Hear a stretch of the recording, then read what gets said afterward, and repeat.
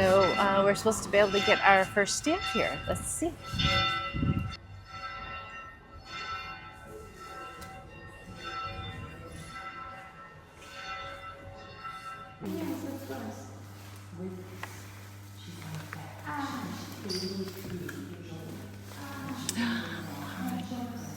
Anche lei? So St. Francis, after his conversion, he had some friends, some companions, and he came here in Rome because he didn't want to be considered heretical. You understand? Heresia? Yes. And he wanted to be blessed from the Pope because he announced the gospel. Yes. So he came here, and when he arrived in Rome, he met a friend of him, Jacopa de Sette Soli, that was a noble woman of Trastevere, very rich, that loved very much St. Francis, and he took him here. This was, I don't know, lebrosary, it's giusto? Lebra, sick, sick. Okay, yeah. You know? Yes. Yes, it was a very poor place with poor people, pilgrims near the river, a very desert. I mean, the owner were the Benedictines, but there was also only a little hospital of San Biagio. We are in the first floor of the little hospital of San Biagio, where sick people, lepers, where they lived here, separated from the other because were contagiosi. You understand? So St. Francis decided to live with him, and near this little hospital there was a little church, the Church of San Biagio. So St. Francis that wasn't surprised. He had to receive the Mass because he couldn't. You understand? He was only religious, but he wasn't a priest. Priest. Okay. So he needed poor people and Christ in the Mass. And here there were the two things. So he came here, he received the blessing of Pope, and he came here. He died in, we are in 1212. He died in 1226. From 1212 to 1226, he came here 5 or 6 times to speak with Pope, because in this place he in 1212 he didn't exactly know what God was asking him to do, and so we can imagine that St. Francis prayed a lot here to understand what God is asking, and in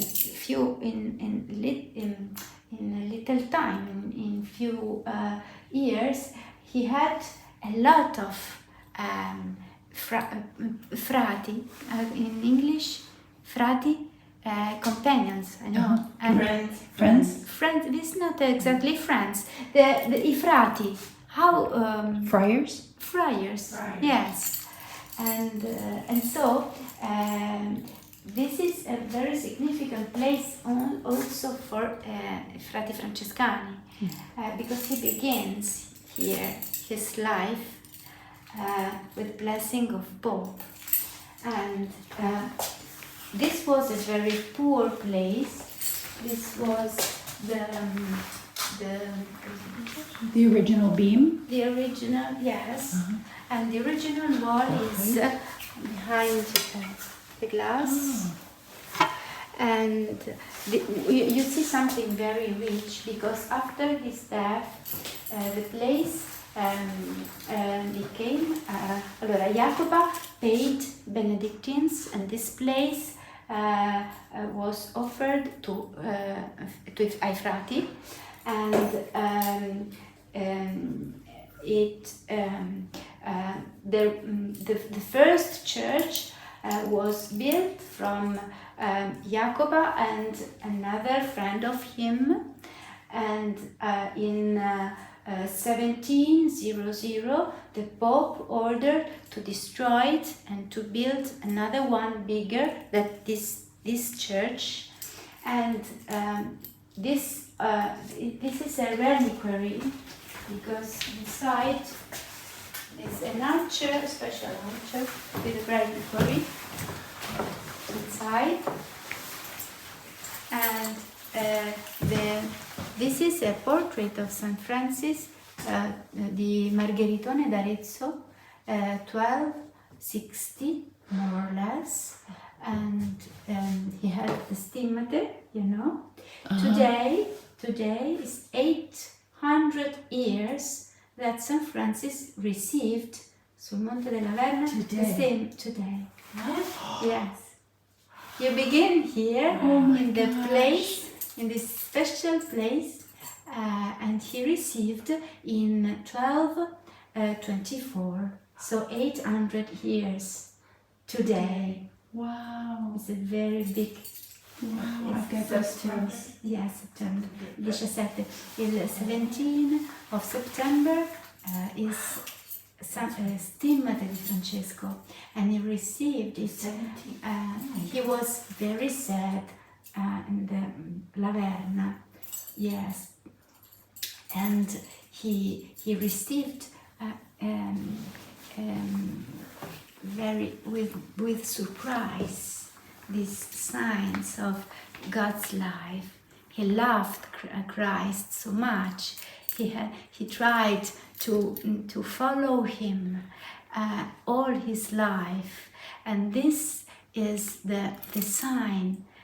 I mean, Christ say, yes, I know that you love me so much, and I love you so. So it's a very important message to everybody. He say, yes, I want to follow you.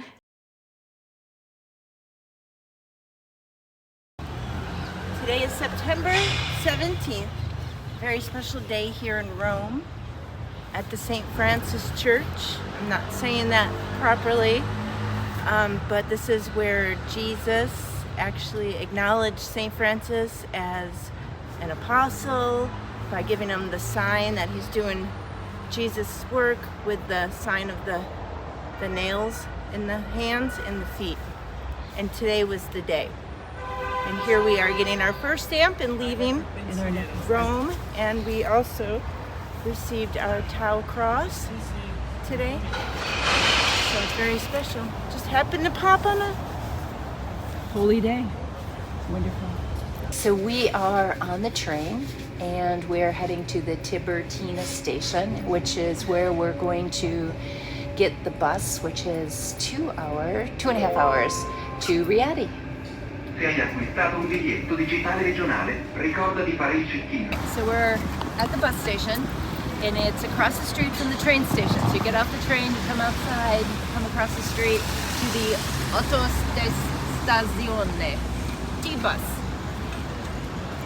And you buy your ticket, and it's the Cotral, and that's the name of the bus that you're going to be taking, Cotral, and it is number 1, Rieti.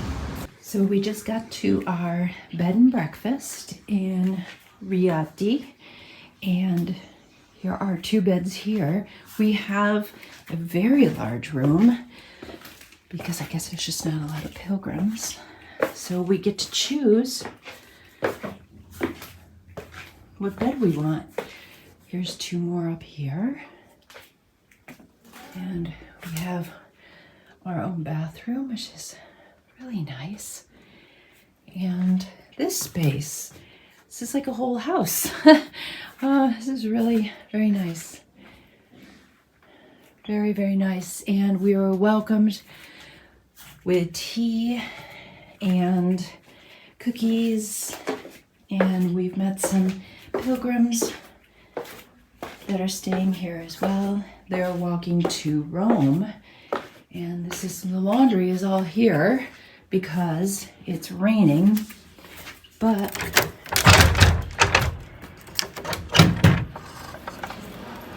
we have this beautiful balcony. And that we're sharing with pigeons. So this is the communal kitchen area where breakfast is going to be. It's very, very sweet. I love the fireplace. I know. That actually is our terrace up there, which is wonderful. We're going to go explore Rieti now.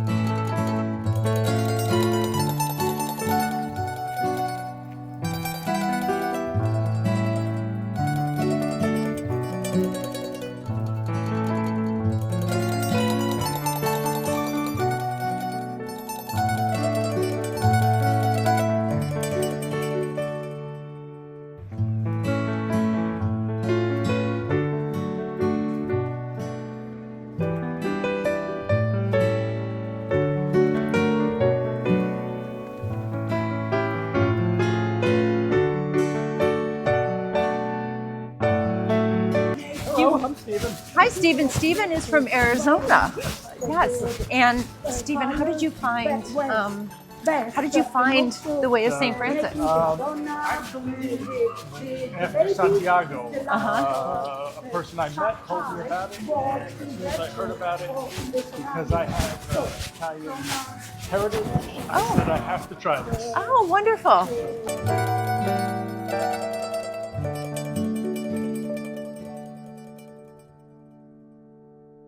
Mussolini at that time had a great dream. To make this dream coming through, he had to add this land to Lazio region. Why? Because Rieti and its surroundings is the richest drinkable water area in Europe. So Mussolini took a part of Umbria, a part of Abruzzi, and he formed this piece of land which goes deeply in the central Italy earth. As soon as the annexion has been done, Mussolini connect all the spring water of these waters of this area into a big pipe, which is considered one of the most important from that spring source, which is called, that aqueduct, which is called Sorgenti del Peschiera. A tunnel moved a large water quantity to Rome, supporting the 85% of Romans' water daily needs. Now, look in this direction. You can see huge arch. Imagine them open without this part, without the wood door. As soon as the Lino flooding arrive here at different level, depending the water flooding quantity, the open arch were used as a boat garage. Boats could enter inside, stop nearby wood platform where it was possible to discharge any kind of goods. To the 3rd century BC, when the Romans conquered Rieti. At that time, Rieti develops on a rugged hill that was, this upper part was an island, because all around our valley was occupied by a big lake called Velino Lake because formed by Velino River. Romans used to collect them from the biggest to the smallest, and they were used to move the rainfalls from the roof to the canal. This is why Italians call them le canali, la canala, le canala. In Greccio, where in the Christmas Eve of 1223, St. Francis had a genial idea to represent to the local population, but also to the all Christianity, not only the magic of that time, but also the mystery of Jesus' birth.